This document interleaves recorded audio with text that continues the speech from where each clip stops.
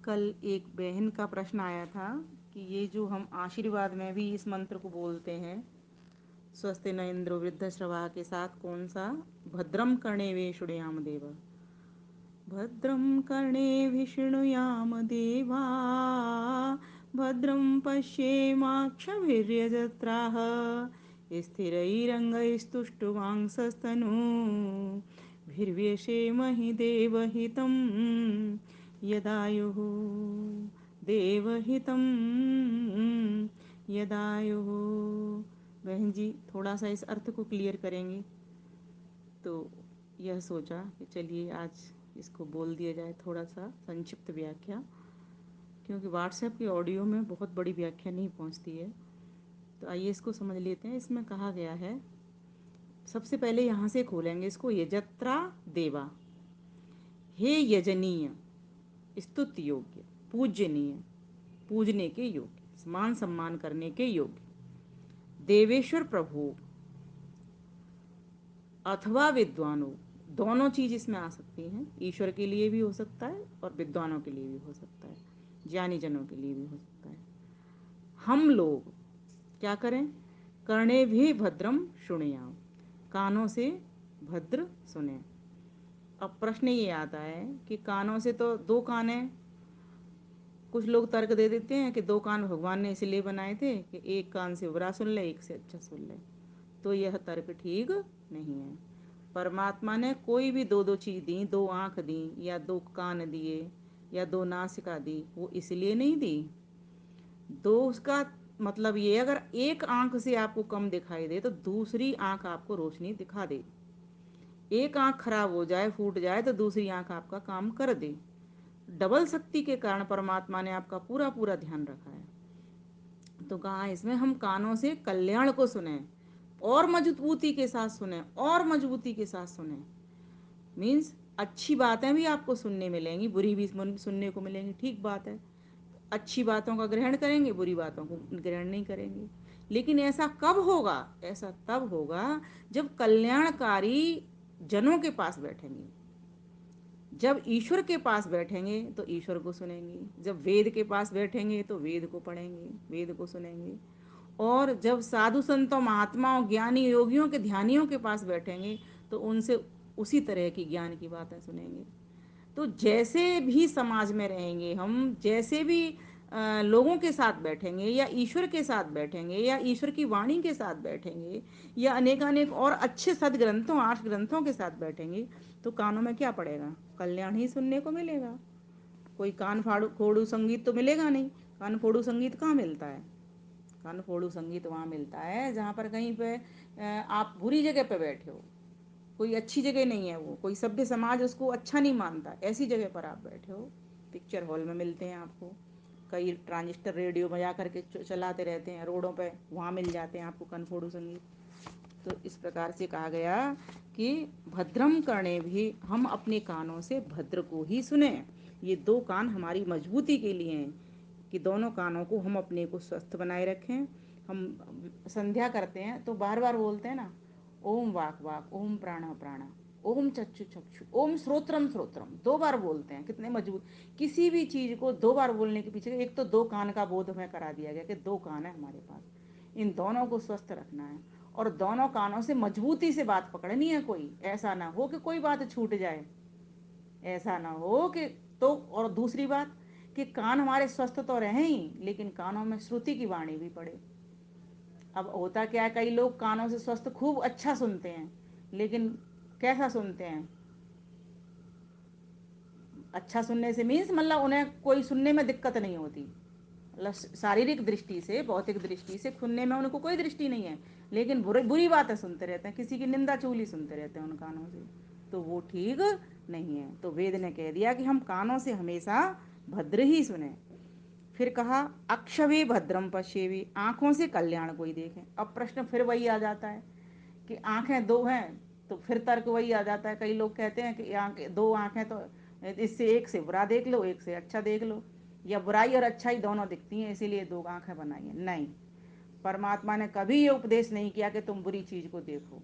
परमात्मा ने हमेशा यही कहा है कि अच्छा देखो, इसीलिए दो आंखें बनाई हैं। खूब अच्छे से देखो उसको और अच्छे को देखो, अच्छे से देखो और अच्छे को देखो, अच्छाई को देखो।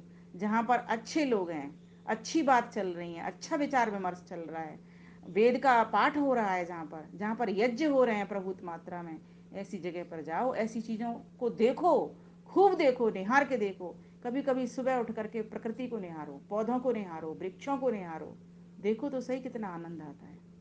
तो ये ईश्वर ने दी हैं, आँखों को स्वस्थ रखना है हमको, और स्वस्थ रखने के साथ इन आँखों से भद्र ही देखना है।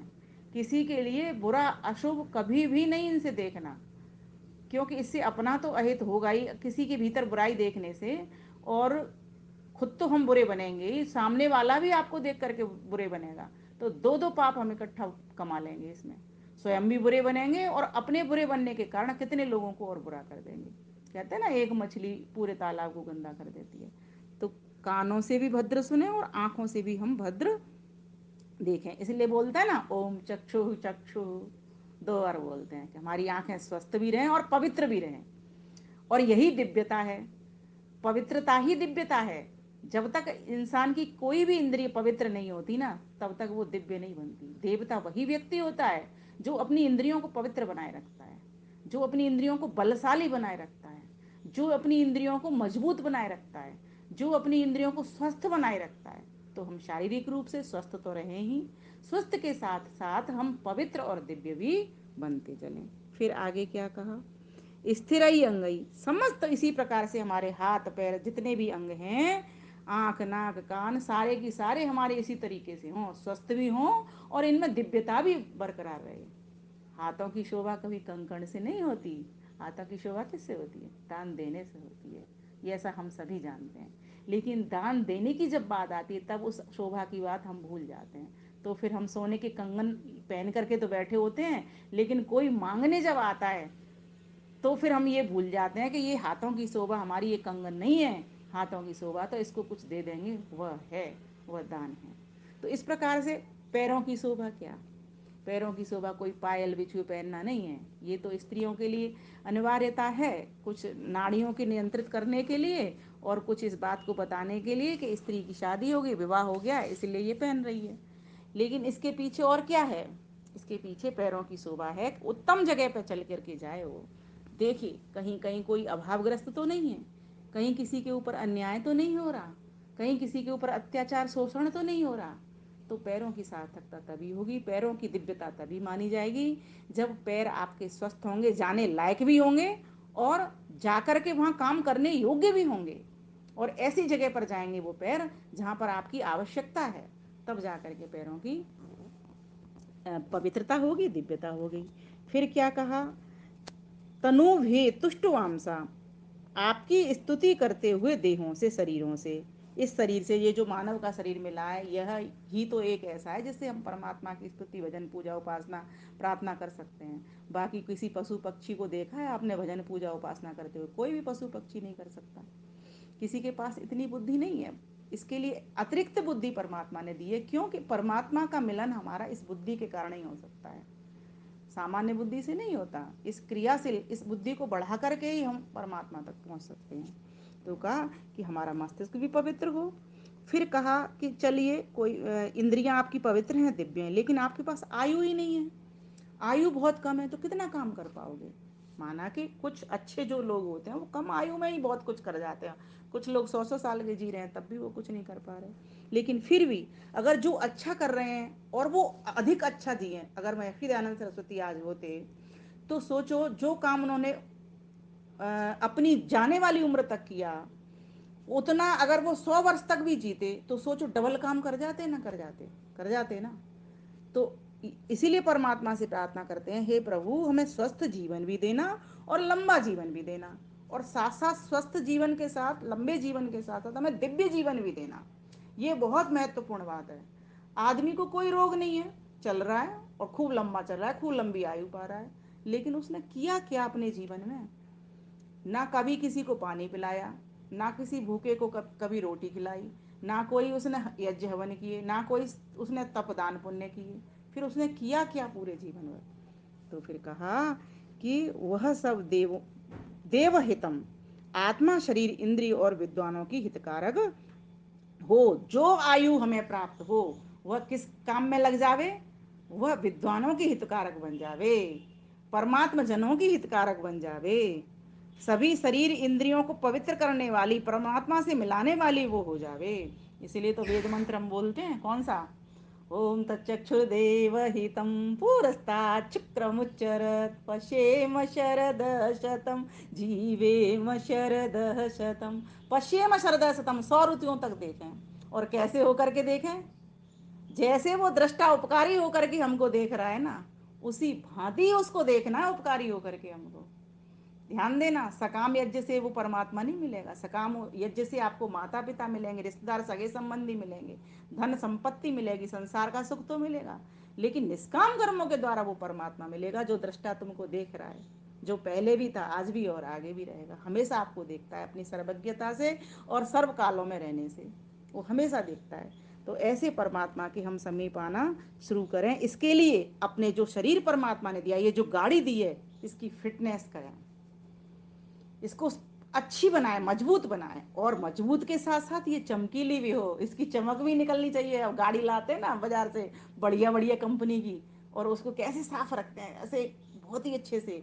तो इसकी चमक क्या है? इसके कर्मों की खुशबू इसकी चमक है, इसके कर्मों के द्वारा मिला हुआ ये यश इसकी चमक है।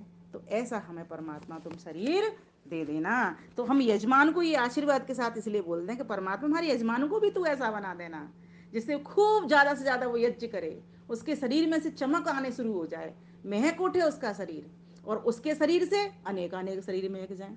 तो इस प्रकार से यजमान को हम आशीर्वाद देते हैं। तो आपके प्रश्न का उत्तर यहाँ पूर्ण हो जाता है। आइए, इसका काव्य मैंने किया है। हे पूजनीय प्रभो विभो, हम पर करो ऐसी कृपा, कानों में सुंदर शब्द सार्थक, श्रोत्र श्रवण होवे सदा। हे पूजनीय प्रभो विभो, हम पर करो ऐसी कृपा, आँखों में तेरे रूप की ही हो भरी प्यारी छटा, वाणी मधुर प्रिय सत्य हित कर, वेद रसमय हो सदा। दृढ़ हो सभी हस्त और पग, इंद्रिय विमल पावन सभी, हो देव सेवा संत जन, विपुदान फिर कोई रहे। हे देव ऐसी कर कृपा, स्तुति में रत जीवन रहे, लग जाए तन मन और धन, सेवा वो पर उपकार में। हे विमल अमृत आयु कर, महके तेरे अधिकार में, महके तेरे अधिकार में। तो कहा गया वही व्यक्ति बह सकता है जो उस परमात्मा के अधिकार में रहना शुरू कर देता है। स्वयं अधिकारी नहीं बनता, स्वयं तो एक सेवक अपने आप को समझता रहता है। मैं तो एक सेवक हूँ, सिर्फ सेवा करने के लिए इस मंदिर के भीतर आया हूँ। मैं पुजारी हूँ, पूजा करने के लिए आया हूँ। हे परमात्मा, मेरे अंगों में, हाथ में, पैरों में, आँख में, नासिका में, कानों में, आँख में, त्वचा में, जिह्वा में, रसना में, सभी ज्ञान की, कर्म की इंद्रियों को स्वस्थ रखना और उनको पवित्र बना देना। ज्ञान, अपने ज्ञान से भर देना, अपनी श्रुति से भर देना। चारों तरफ से मेरे शरीर से श्रुति ही श्रुति की का रस चूता रहे, बस ऐसी आपसे प्रार्थना करता हूँ।